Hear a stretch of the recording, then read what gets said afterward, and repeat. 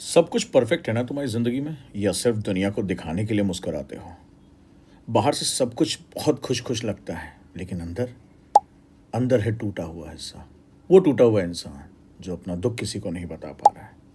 यहीं से शुरू होती है एक परफेक्ट ज़िंदगी की कहानी, जो दुनिया को तो परफेक्ट दिखती है, लेकिन अंदर ही अंदर घुटन, टूटना, दुनिया को खुश करने के चक्कर में खुद को बर्बाद कर देना, बिखर जाना और फिर से खुद को जोड़कर अपना एक नया अस्तित्व बनाना। दोस्तों, आज वो सच्ची घटना, एक सच्चे इंसान की कहानी जिसने ये सब कुछ अपनी ज़िंदगी में झेला, टूटे, बर्बाद हुए और फिर से खुद को बनाया। तो अगर आप भी अपनी ज़िंदगी में लड़ रहे हैं तो आज इस वीडियो के आखिरी तक बने रहिए। शायद आपको आपकी सॉल्यूशंस, आपकी प्रॉब्लम के सॉल्यूशंस यहाँ ज़रूर मिलें। तो दोस्तों, कहानी को आगे बढ़ाते हैं और समझते हैं कि क्या चीज़ होता है। किसी भी इंसान की ज़िंदगी में समाज एक चेकलिस्ट बनाता है। शादी कर लो, खूबसूरत दिखते हो, खुद का स्टार्टअप शुरू किया, 4 स्टार्टअप शुरू किया, पैसा आने लगा, सब कुछ बिल्कुल सेट था। समाज ने कहा, देखो भाई, अब तुम सेटल हो गए हो, शादी कर लो, सब कुछ हो गया है। और दुनिया को खुश करने, दुनिया की जो चेकलिस्ट है उसको पूरा करने में इंसान अपना सब कुछ लगा देता है। शादी भी हो जाती है, परिवार भी बनना शुरू हो जाता है, लेकिन अंदर से कुछ और आना शुरू होता है। अब इस परफेक्शन के पीछे की डरावनी सच्चाई सामने आती है। क्या होता है? एक अब्यूसिव रिश्ता, मारपीट, झगड़े, हिंसा, इतना ज़्यादा कि शरीर शून्य पड़ जाता है, दिमाग काम करना बंद कर देता है, सब कुछ नष्ट होने लगता है। यूं लगता है अब जिंदगी का कोई मतलब नहीं बचा। कुछ दिन पहले तक ये सब कुछ बेस्ट था, सब कुछ बहुत अच्छा था, लेकिन अब ऐसी हालत हो गई कि बिस्तर से उठने की हिम्मत नहीं बची। सब कुछ छोड़ छाड़ कर वापस अपने माता पिता के पास। यूं लगा अब सब बर्बाद हो गया। जो कल तक सुनहरे सपने थे सब नष्ट हो गए। क्या करें, कहाँ जाएं? अंदर ही अंदर अब इस दर्द ने डिप्रेशन का रूप ले लिया।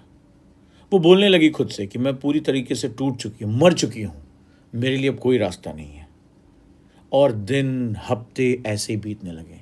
यूं लगा कि शायद अब जिंदगी के अंधेरों से निकलने का कोई रास्ता नहीं मिलेगा। लेकिन कहा जाता है ना, रास्ते हमेशा होते हैं, देखने वाले की नज़र चाहिए। कई बार अंदर से छोटी सी चिंगारियां हमारी ज़िंदगी की रोशनी बन जाती हैं। उस गहरे अंधेरे में एक आवाज़ आती है। एक दिन बिस्तर पर लेटे लेटे उसने खुद से पूछा, आखिरी बार मैं सच में खुश कब थी? जवाब मिला समंदर के किनारे, जब आप गोवा में थे, जब जिंदगी के कोई पैमाने नहीं थे, समाज की कोई चेकलिस्ट नहीं थी। उसने खुद से कहा, शायद सालों पहले मैं खुश हुई थी। और अंदर से एक चिंगारी सी उठी, क्या कर रही हूं? मेरे पास सब कुछ था, लेकिन किसी एक इंसान ने, एक रिश्ते ने सब कुछ छीन लिया। एक झटके में सोच बदल गई। क्यों रो रही हूं? क्यों परेशान हूं? मुझे जहां खुशी मिलती मैं वहां क्यों नहीं जा रही हूं? कब तक इस बिस्तर पे पड़ी रहूंगी? एक सोच ने एक निर्णय को जन्म दिया, और ऐसा निर्णय जो तात्कालिक था, जो अंदर की उस घुटन से निकला था, जो लगभग डिप्रेशन की हालत तक पहुंचकर एक इंसान जहां से लौटने की कोशिश करता है वहां से था। कोई फ्यूचर प्लान नहीं, सब पीछे छोड़ दिया। वो यादें, वो दर्द। एक बैग उठाया, गोवा का टिकट कराया और जिंदगी को रीसेट करने का आखिरी चांस समझ के निकल पड़ी। अंदर एक बहुत तूफान था, बहुत कुछ टूटना था। खुद से वादा किया, अब और नहीं सहना। दूसरों की गलतियों को तो बिल्कुल नहीं सहना। समाज को परफेक्ट होकर नहीं दिखाना। ये समाज न तब मेरे साथ था, न आज मेरे साथ है। इस रिश्ते में मेरे साथ गलत हुआ, लेकिन समाज मुझ पर ही उंगली उठा रहा है। और उसने अपना बैग पैक किया और वो निकल पड़ी। लेकिन भाग जाना काफी नहीं होता है, वो भागना नहीं होता है। जब आप अपना कोई रास्ता खोजते हैं तो वहां से आप भाग नहीं सकते। और यहां से शुरू होती है एक लड़ाई। लड़ाई, लड़कियों की लड़ाई बहुत कठिन हो जाती है। सब कुछ छूटने का डर, अस्तित्व छूटने का डर। उन्हें सिखाया जाता है कि परिवार के बिना, लोगों के बिना तुम कुछ नहीं हो, तुम शून्य से शुरू नहीं कर सकती हो। यह डर उसके साथ भी था, पर तकलीफ बहुत ज्यादा थी। उन जगहों पे निकल पड़ी, शून्य से शुरुआत, जीरो से। छोटा और बहुत मुश्किल कदम, छोटे छोटे कदम। खुद से कहा, सिर्फ आज का दिन सरवाइव करना है, आज के दिन मैं सिर्फ खुश हूं, मुझे किसी के बारे में नहीं सोचना। 300 रुपए रोज का खर्चा, जो सेविंग थी, जो बची कुछ चीज थी, सब वही उसने इस्तेमाल किया। स्टार्टअप बंद हो चुका था, सब कुछ खराब हो चुका था, सिर्फ अपने लिए 300 रुपये रोज खर्चा किया, समंदर किनारे साइकिल चलाते हुए, और धीरे धीरे सब कुछ भूलना शुरू किया।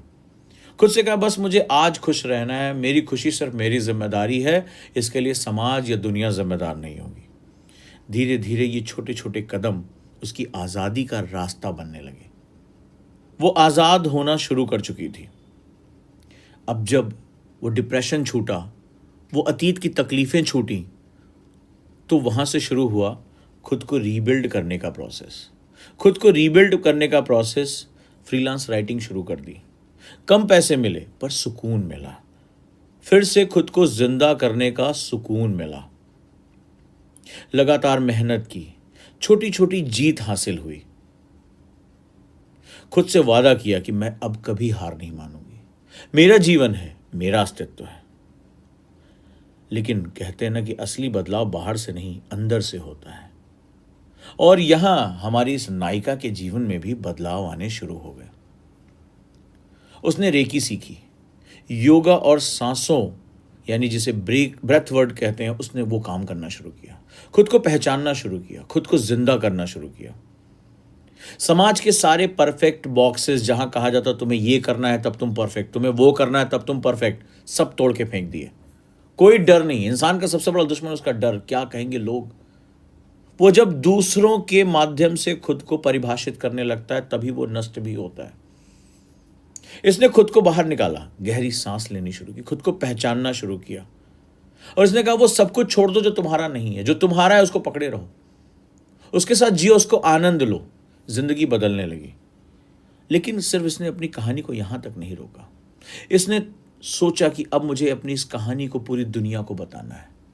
जो मैंने ब्रेथ वर्क सीखा, जो रेकी सीखी, जो सांसों पे कमांड करना सीखा, डिप्रेशन से निकलना सीखा, वो दुनिया को बताना शुरू किया। वर्कशॉप शुरू कर दिए। 1, 2, 5, 10, 50, 100, 200 इसके वर्कशॉप में लोग जुड़ते चले गए। लोगों को अपनी परेशानियों से निजात मिली। कल तक वो लड़की जो डिप्रेशन का शिकार थी, जिसको पता नहीं था जिंदगी में आगे क्या करना है, जिसकी शादी बुरी तरह से हिंसक हो चुकी थी, जो टूटी हुई बिस्तर पर महीनों तक पड़ी रही, आज वो लड़की उठती है, अपनी जिंदगी को एक आयाम देती है, और साथ ही साथ लोगों को जीना सिखाती है, लोगों को उनके दर्द से छुटकारा पाना सिखाती है। यही तो जिंदगी है। आज वो कहती है कि ये घुटन बहुत पीछे छूट गई है, अब मैं दूसरों को बिना डर के जीना सिखाती हूं। जिंदगी मेरी है, शर्तें मेरी होंगी। मैंने अपनी जिंदगी वापस छीन ली उस समाज से जो अपना चेक बॉक्स लेके बैठा हुआ था, जो बता रहा था कि तुम कब परफेक्ट होगे और कब परफेक्ट नहीं होगे। लेकिन दोस्तों, समृद्धि मल्होत्रा, इन्होंने अपनी तकलीफों, अपने दुख, अपने अतीत के गम से लड़के जिंदगी को जिया।